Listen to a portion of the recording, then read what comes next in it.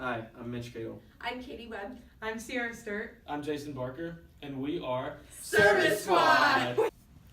For our service learning project, we chose to work with the Cocoon Shelter in Bowling Green, Ohio.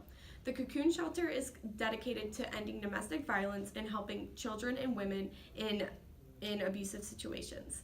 After meeting them at the volunteer fair this fall, we knew that we could help them and that they needed our help. After our first project with Ariel and Jade from the Cocoon Shelter, we determined their needs at the shelter and what we could provide as a group in our service learning project. That is where we decided that we would collect dish soap, as it is one of their greatest needs at the Cocoon Shelter, and pass out informational pamphlets on campus and offices around the area. Through our group, Service Squad, and different connections around campus and in the community, we plan to collect 100 bottles of dish soap by mid-November. We also plan to have 100 labels on pamphlets and distribute them by November 30th. Our goal was specific because we included a metric for the amount of each item that we raised. Our goal was measurable by comparing our final result to the metric that we initially set so that we could see exactly where we stood in terms of the success of our project. It was also attainable and realistic by setting a goal that we knew we could achieve and even surpass, which we think was a large part of our success.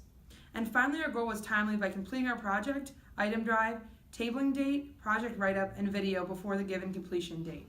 One of our biggest successes was collecting 40 bottles of dish soap just by telling people about the Cocoon Shelter, as well as announcing at our sorority and fraternity chapter meetings that we were raising money and collecting dish soap bottles for the Cocoon Shelter. We had a lot of success handing out 100 plus pamphlets to different resources on campus after given a list by the Cocoon Shelter where they wanted their informational pamphlets passed out to. Offices were more than happy to put them on display and after taking them directly to where they wanted. Additionally, we raised $100 through a GoFundMe page in which we continuously posted on our Facebook pages and through other social medias. Using this money, we bought all the dish soap bottles we could with the money that we had, which was 100 bottles. When we first met our representative from the Cocoon Shelter, she made a comment about how working with groups in the past was not very successful, but when speaking with her after completion of our project, she was ecstatic with the results and informed us of how many people we have helped.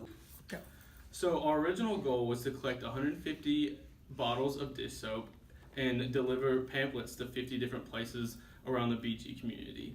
We struggled with this in the way that when we went to the Cocoon Shelter, they didn't have enough pamphlets for us to distribute to 50 different places. So in order to deal with this challenge, we changed our goal a little bit to deliver 100 pamphlets to different places and collect 100 bottles of dish soap. Another challenge that we had during this project was all the extra activities that we're all involved in. Many of us are involved in fraternity, sorority, as well as many other organizations on campus.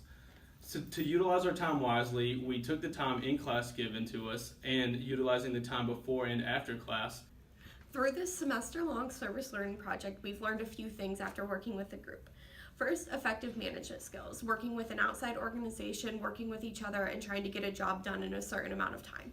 We also learned effective delegation skills, making sure that one person wasn't taking control of the entire group and also letting everyone have their hand in helping with the service learning project.